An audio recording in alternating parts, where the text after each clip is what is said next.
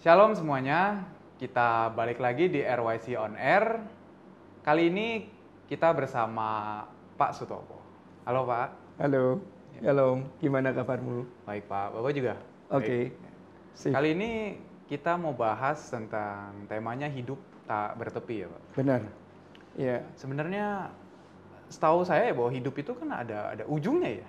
Ada ujungnya kan, biasanya kalau di Alkitab berkata 70 sampai 80 tahun. mm-mm. Nah ini kenapa kali ini kita bahas bahwa hidup tuh nggak bertepi gitu. Padahal kan kayaknya bukan kayaknya malah ada tepinya gitu Pak.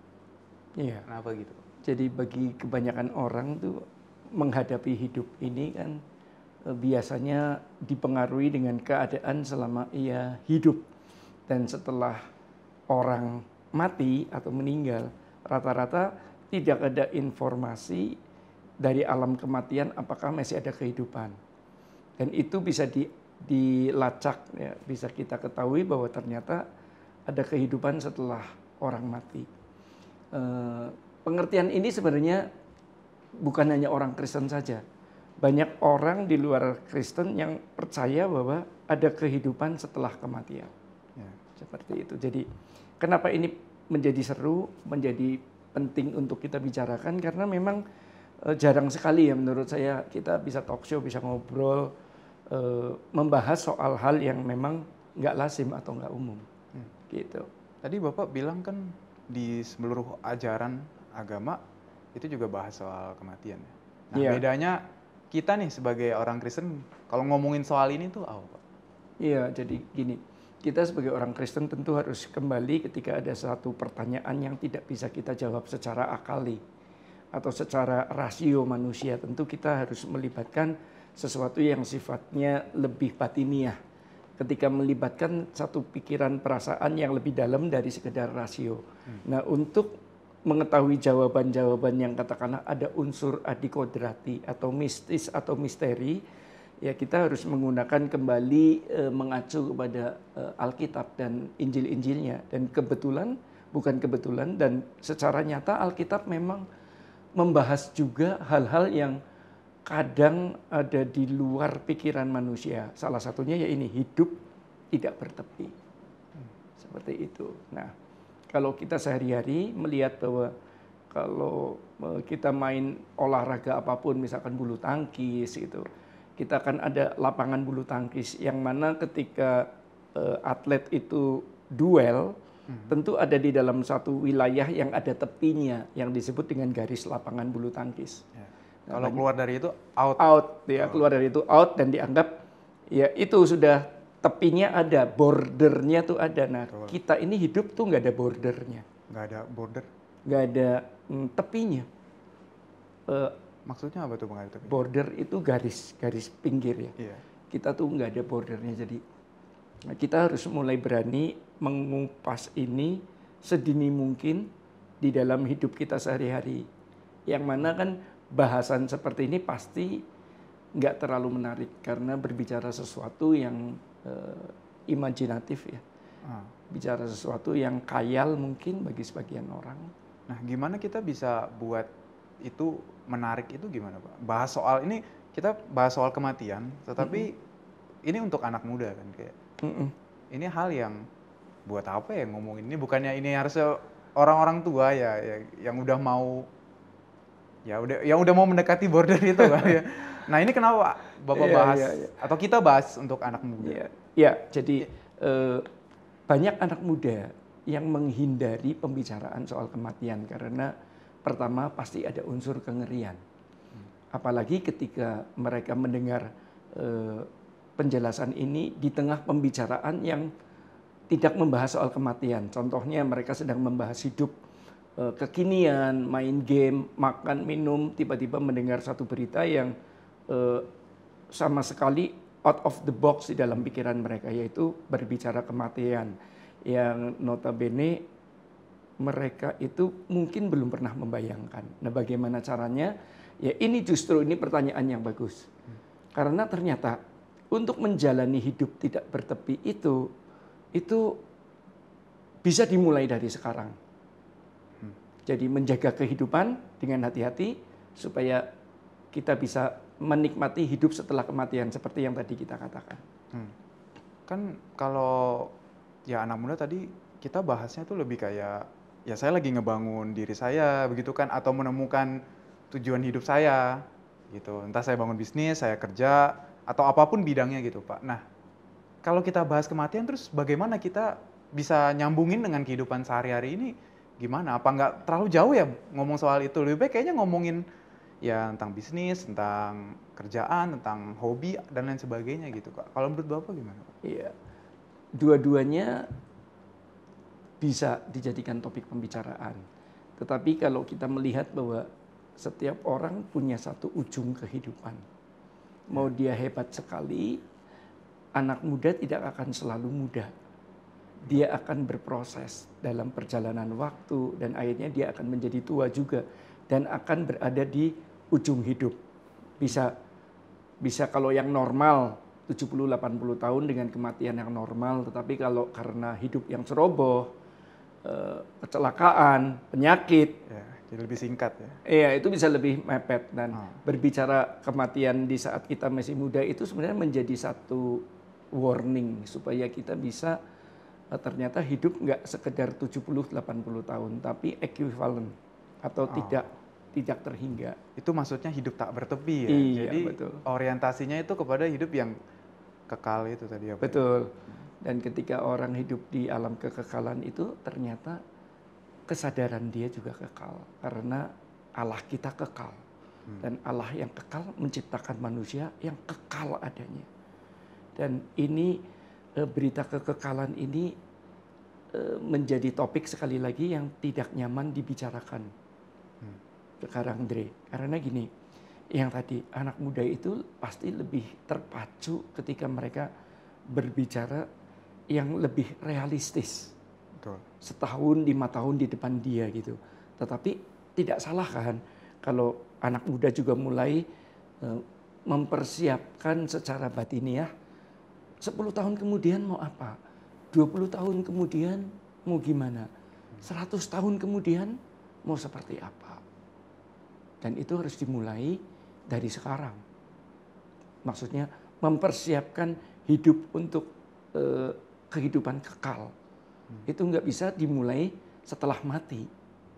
Persiapannya justru ketika kita masih hidup, ketika kita masih sehat, ketika semuanya masih oke.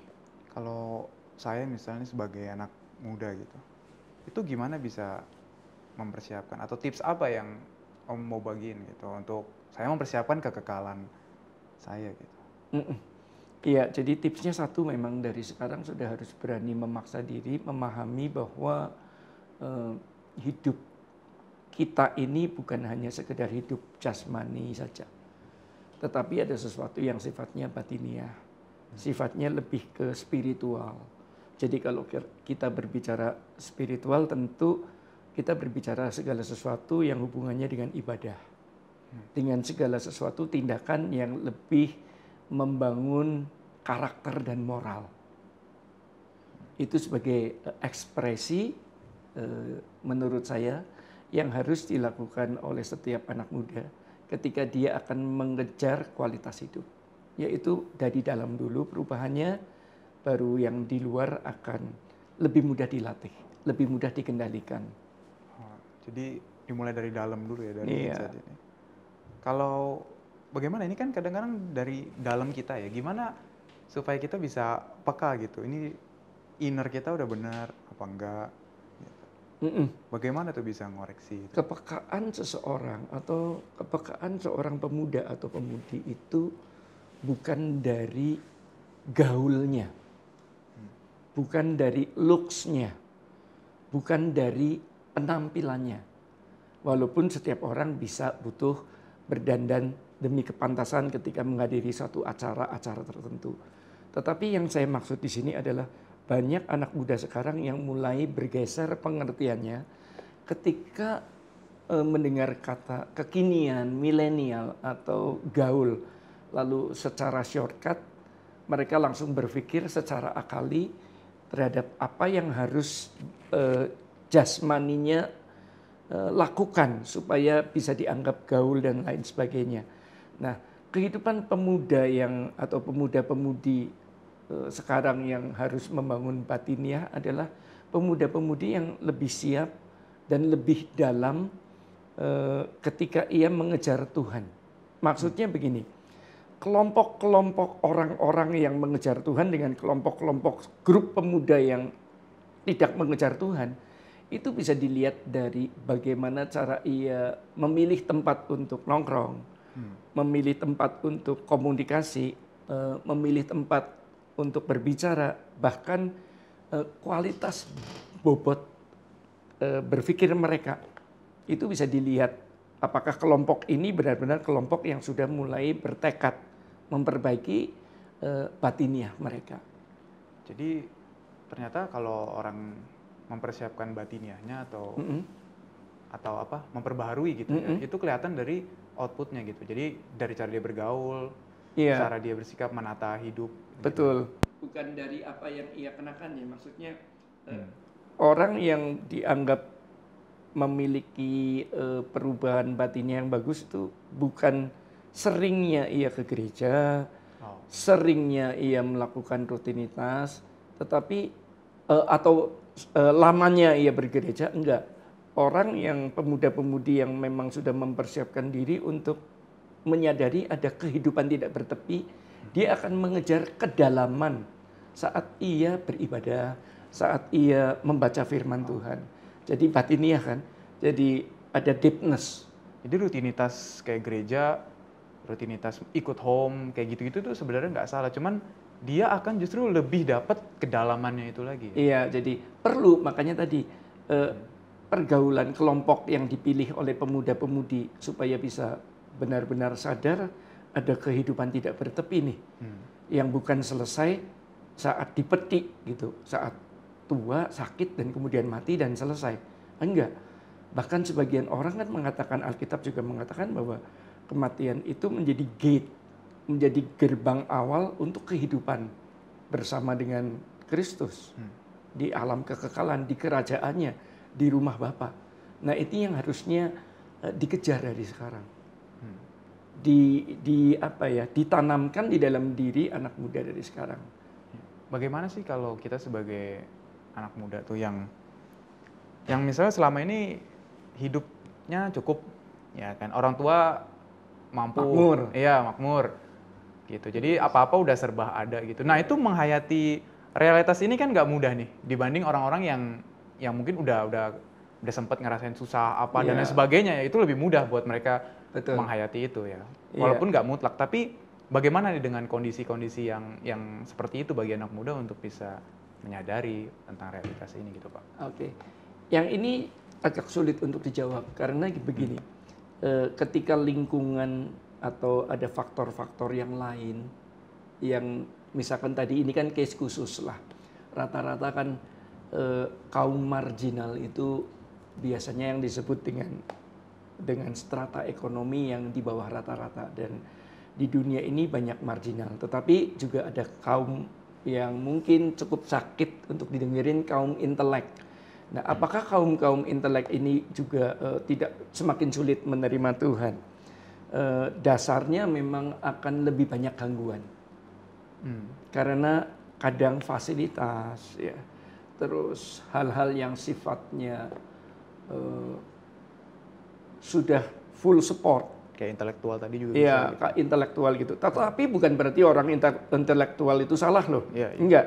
Jadi dalam keadaan tertentu, ya keadaan ini bisa menjadi salah satu penghalang bagi seseorang untuk mengejar Tuhan dengan benar. Ya kita tahu kan di ujung hidup itu kan miliknya Tuhan atau mamon gitu. Ini menjadi pergumulan yang tidak mudah sih. Dan bersyukurlah bagi orang-orang yang maksudnya di dalam keadaan cukup, ia bisa menyadari ternyata ada kehidupan di luar kehidupan dia, banyak orang susah. Nah itu menurut saya ya ini tugas gereja tentunya, atau ya tugas kita semua untuk bisa menyadarkan bahwa hidup ini nggak sendiri gitu. Fasilitas itu bisa menjebak seseorang menjadi egois. Karena katakanlah di dalam rumah dia semuanya sudah full support. Dia udah nyaman masuk kamar, diem, dan dia tidak peka terhadap keadaan sekitar atau di keadaan luar. Ya ini tugas-tugas kita untuk setidaknya memberi cara berpikir yang baru di tengah orang-orang yang intelek ini. Intelek tidak salah, itu situasional. Intelek kan situasi nih, keadaan situasi. Nah, tidak permanen. Orang intelek tuh nggak permanen loh. Apa tuh maksudnya, Pak? Bisa jadi misalkan suatu saat maaf karena dia masih muda gitu kan, dia full support, dia dapat fasilitas kan dari orang tua. Terus maaf, game over nih orang tuanya gitu. Yang mana dia akan mengalami pasti perubahan hidup. Karena fasilitas ini bisa dicabut. Dan kalau orang-orang yang anak muda yang seperti ini yang belum dapat pemahaman soal adanya hidup yang tidak bertepi, ini akan bisa jadi orang ini frustasi kan. Dari nyaman tidak nyaman, terus baru-baru pikirin kematian gitu. Atau bahkan mereka merasa bahwa kok jadi seperti ini, hidup jadi susah gitu kan. Ya, nggak siap ya dengan tantangan itu. Betul, kata lainnya mereka nggak siap. Nah ini kan kasihan. Malah bisa mengakhiri itu ya, hidupnya juga ya. Jadi bertepi duluan hidup. Ya, jadi dia benar-benar dia frustasi dan dia benar-benar kayak bisa malahan bersyukur para kaum marginal. Memang Alkitab juga bilang ya, para janda, orang-orang miskin, orang-orang yang kekurangan itu kan yang disebut bahwa kehidupan nyata itu kan lebih banyak orang yang seperti itu. Nah orang-orang yang seperti ini tuh nggak punya fasilitas. Kekuatan mereka cuma hati. Kekuatan mereka tuh cuma kehidupan mereka yang bersandar kepada Tuhan. Karena maaf ya, mau makan aja harus berdoa gitu. Karena nggak ada yang harus. Ya, nggak ada yang bisa langsung nyediain ya, gitu ya. Tidak tersedia, dia nggak ada uang katakanlah itu. Berarti kan hidup dia tuh benar-benar batiniah banget ya, tirakat apa ya, bukan menyiksa diri, tetapi iya keadaan itu membuat dia kuat.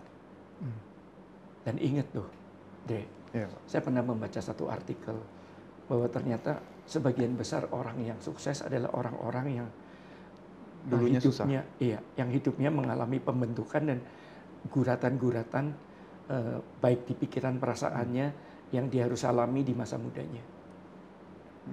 Lebih tangguh, lebih bisa berhasil. Dan ini sebenarnya fakta.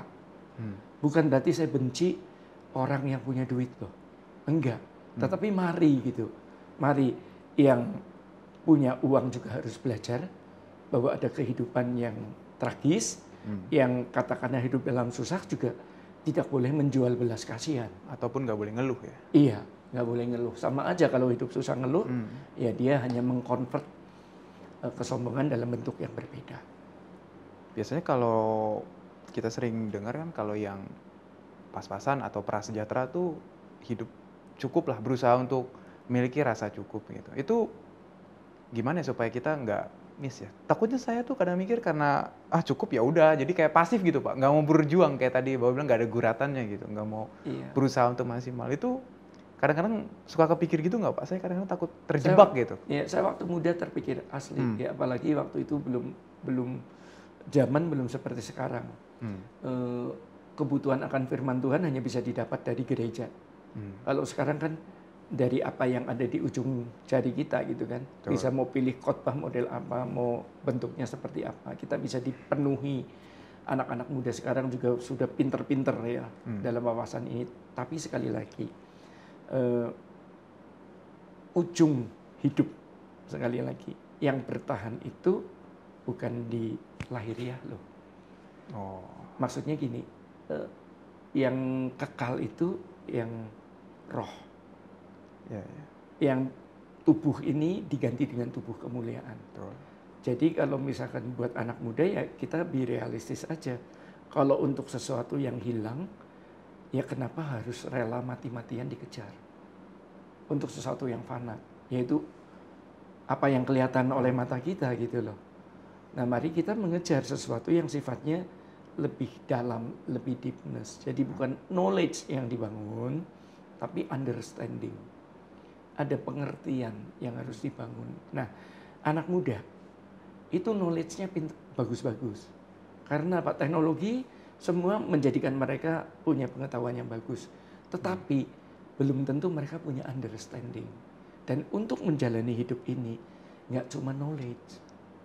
Ada sesuatu yang sifatnya lebih dalam tadi, understanding. Dan siapa tokoh yang paling bisa mengendalikan understanding kita?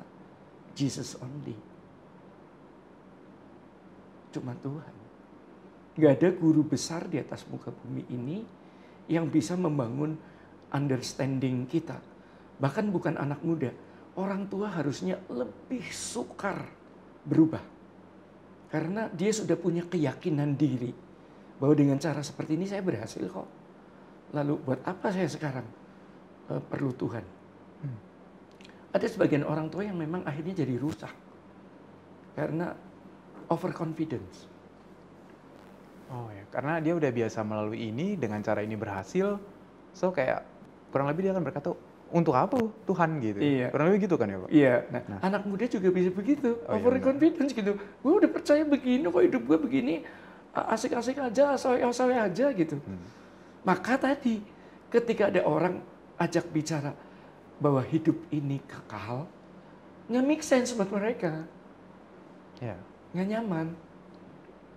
Fokus kekekalan itu gak nyaman ya, karena lebih baik fokus di bumi ini gitu. Iya, pikiran mereka masih terbatas, pendek gitu, belum terukur, artinya belum punya kedalaman hidup, dan ini butuh proses. Dan semoga apa yang kita bicarakan sore hari ini bukan sekedar teori sih, tetapi soal bagaimana mengejar cara-cara supaya kita bisa menghayati hidup, harus dihayati dengan pengertian, dengan understanding. Hidup ini tidak bertepi, nggak ada outnya. Kata kalau kita mau jalan lurus nggak mau belok-belok, itu tidak berujung dan bisa tidak berujung di neraka, atau tidak berujung di surga. Nah ini kapan penentuannya? Setelah mati enggak? Dari cara kita bergaul sekarang. Nih ngomong-ngomong pergaulan nih Pak.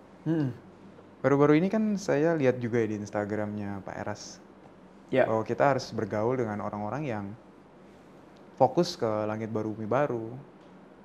Ya kan, Bapak juga pasti lihat juga kan, kayak pergaulan benar-benar dipilih banget. Nah, sementara kan kita hidup dengan banyak orang yang pasti nggak semuanya punya cara pandang yang sama nih, nggak menghayati hidup tak bertepi lah ibaratnya. Itu gimana kita bisa bergaul di tengah-tengah mereka gitu? Iya, ekstrim kata yang paling tepat untuk menjawab hal ini gitu. Dunia dan iblis dengan ekstrim menyeret, membinasakan kehidupan seseorang. Maka kita juga harus berani dengan ekstrim memilih kelompok yang benar-benar ekstrim, yang sama sekali tidak memiliki percintaan dunia. Dalam arti gini loh, bukan tidak boleh punya barangnya, tidak boleh cinta dunia, itu konsepnya. Hati kita itu tidak tertanam di situ. Jadi suci, kudus. Karena apa? Ya dunia ini membuat segala sesuatu jadi bias. Maka kita harus menjalani hidup dengan kelompok orang yang memang satu visi, satu spirit. Spiritnya apa? Meyakini ada langit baru, bumi baru. Meyakini ada kehidupan kekal di sana yang Bapak sediakan. Jadi menurut saya ini hal yang wajar kalau dunia dengan enaknya menyeret anak muda Kristen untuk mudah meninggalkan iman dan keyakinannya. Kenapa kita nggak berani ekstrim untuk katakanlah barter? Ketika kita memilih hidup bersama Tuhan, yang paling berat memang barter, pertukaran. Dan untuk sesuatu yang kekal, itu memang pertukarannya ya kita tahu bukan pertukaran yang seperti zaman barter dulu. Saya punya 10 kelapa ditukar untuk jadi 1 kambing. Enggak kayak gitu. Barter kita itu untuk kekekalan. Dan yang kita barter itu hidup kita. Iya, nggak ada lain gitu. Hidup kita yang menjadi nilai tukarnya. Karena Kristus sudah melakukan itu. Dia sudah melakukan barter supaya kita semua bisa melihat kerajaan surga. Dengan barter itu hidup kita jadi lebih enak atau lebih Iya, sulit? bisa susah, bisa mengalami penderitaan, bisa. Dan ini yang menjadikan kata perjuangannya. Jadi ketika bisa susah, menjadi Kristen itu bahkan kalau kita lihat tokoh-tokohnya, kita kembali sedikit ke Alkitab lah. Supaya ya oke, lebih afdol ya mungkin ya nyebutkan Alkitab. Oke, tapi kenyataannya Boleh, gini, boleh. semua tokoh yang ada di dalam Alkitab itu, apalagi tokoh-tokoh PL, itu pertukarannya tuh mahal banget. Hidupnya, keluarganya, semuanya gitu. Hanya demi apa yang ia imani. Lalu di jemaat mula-mula Roma, dengan dia meyakini Kristus, dia pertukarannya ya Tapi gile banget. kadang-kadang Gitu. saya penasaran sih, Pak. Kenapa mereka bisa seyakin itu ya kan? Se-ekstrim itu loh memilih itu. Apalagi kalau yang di mula-mula ya. Dia benar-benar dianiaya tuh. Kenapa bisa se-ekstrim itu menurut Bapak? Iya, Dia nggak ngeliat Tuhan Yesus gitu. Kalau logikanya kalau Petrus ya masih mending ya gitu. Masih bisa ditangkap secara nalar karena dia ngeliat Yesus secara fisik. Tapi kalau yang generasi 2, 3 setelah itu kan murid-muridnya Petrus kan nggak pernah ngeliat Yesus sama sekali gitu. Kok berani gitu, Pak? iya, itulah dahsyatnya kuasa firman. Jadi gini, kekristenan itu kan kalau kita kejar ke fakta historis atau ke sesuatu yang kelihatan, ya kita bisa putus asa.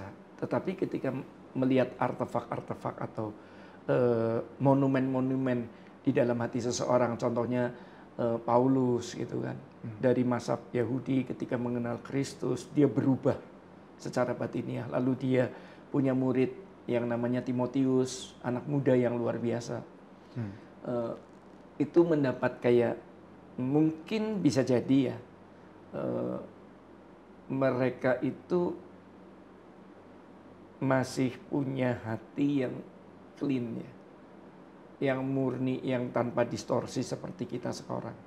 Jadi hidup mereka waktu itu dengan keadaan yang ada, fakta sejarah yang ada, lalu Paulus menjadi salah satu saksi kehidupan Yesus. Ya kan?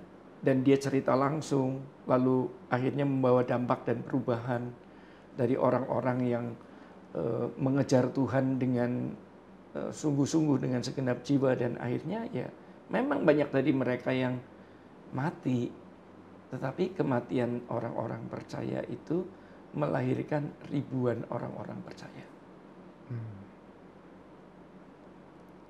Dan itu sampai sekarang bergulir. Yeah. Tadi saya nangkepnya, mungkin Pak Tawa bisa koreksi kalau saya salah.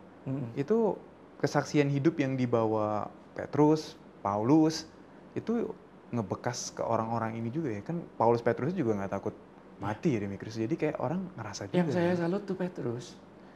Begini loh, kalau mau benar-benar lebih ngerti hidup tak bertepi itu baca 1 Petrus. Kenapa sampai Petrus tulis gitu? Pengalaman hidupnya kan gini, dia hidup, bahkan hidup mati buat Tuhan. Yeah. Tapi di titik tertentu, kasihnya dia itu kasih bohong. Ketika ditanya, loh lu kan bareng itu guru lu? Enggak, gue gak kenal gitu. Oh, dia menyangkal itu. Ya, maksudnya gini loh, aku salut sama Petrus. Dia tuh ekstrim banget, tapi begitu dia menyangkal tuh bohongnya tuh bohong banget. Sampai kayak buset gitu. Tetapi begitu dia bertobat, dia ketemu kok langit baru, bumi baru. Bumi ini akan limnotepuros. Ketika dia benar-benar pulih itu, kembali menarik kehidupannya ke zaman ketika ia masih bersama gurunya. Lalu ada sengatan-sengatan firman. Dan ditulislah 1 Petrus itu. Yang kita baca juga masih sampai sekarang merinding gitu. Iya kan? Sampai dengan kesetiaannya, ya kita tahu dia mati harus salib terbalik gitu kan. Sebagai bukti bahwa ada ini gitu. Yesus ini ada, dan beritanya bukan berita yang pepesan kosong gitu loh. Ditambah lagi dengan kesaksian hidup murid-muridnya dan orang yang percaya gitu. Iya. Tadi saya ingat yang Pak Topo bilang Petrus tuh jahat sekalian, habis itu radikal berubah gitu. Kadang-kadang kan yang pendengar kita juga audiens ini nggak semuanya hidupnya kan dulunya baik apa gimana. Kadang-kadang ada yang ya berantakan istilahnya, bahkan sangat berantakan gitu. ini bisa senyambung juga ya ke kehidupan mereka, bahwa itu Bisa. belum tentu jadi bertepinya mereka ya gitu, Ya. bisa jadi itu jadi pemacu mereka untuk menghayati hidup tak bertepi kemudian Betul, gitu ya. betul. Jadi jangan sampai kita jadi Kristen roller coaster ya, yang unpredictable gitu. Ada di titik bawah terus ke atas, naik turun gitu. Keimanan seseorang yang baik dan benar itu steady, permanen. Tapi permanen yang ada di bawah tuntunan Tuhan. Karena kepermanenan ini yang membawa dia bisa terus berjalan sampai hidup tidak bertepi dalam keadaan yang nyaman atau surga. Seperti itu. Bukankah kita semua beriman di dalam Tuhan karena kita percaya bahwa di rumah Bapakku banyak tempat. Dan Tuhan Yesus mengatakan itu bukan tanpa tujuan, bukan tanpa dasar. Kalau kita sampai tidak percaya ini, artinya saya sudah nggak bisa ngomong. Ketemu orang yang tidak percaya akan janji firman ini.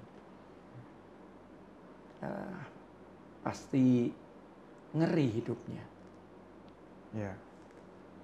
Sementara dia suatu hari bisa menghadap fakta bahwa hidup ini ada tak bertepi ke surga atau tak bertepinya ke neraka. Disiksa kekal gitu kan. Kita ada sedikit mencuplik ketika orang yang meninggal di pangkuan Bapak Abraham. Oh iya. Ya, yang Lazarus, dan ada orang kaya yang minta mencelupkan air karena di sini panas. Itu kan bentuk-bentuk bayangan intermediate state lah. Setelah kematian ada alam itu, ada yang nyaman dan ada yang tidak nyaman. Baru setelah Tuhan datang, maka orang yang hidup di dalam intermediate state yang nyaman akan ke surga. Yang tidak akan menuju siksa hidup yang tidak bertepi juga. Yang menarik dia minta ini ya, untuk dibantu keluarga-keluarganya ya. Betul. Jadi dia, makanya saya bilang, banyak orang berpikir setelah mati semuanya selesai. Kalau melihat kisah itu, kesadarannya tuh masih. Karena apa? Dia masih ingat saudaranya di bumi ini, 5 saudaranya tuh. Tolong deh diberitain. Tapi kan tetap Injil sudah diturunin, kesaksian Musa sudah ada. Terus kalaupun harus memberitakan itu, belum tentu 5 orang ini percaya ada kehidupan tidak bertepi. Seperti itu.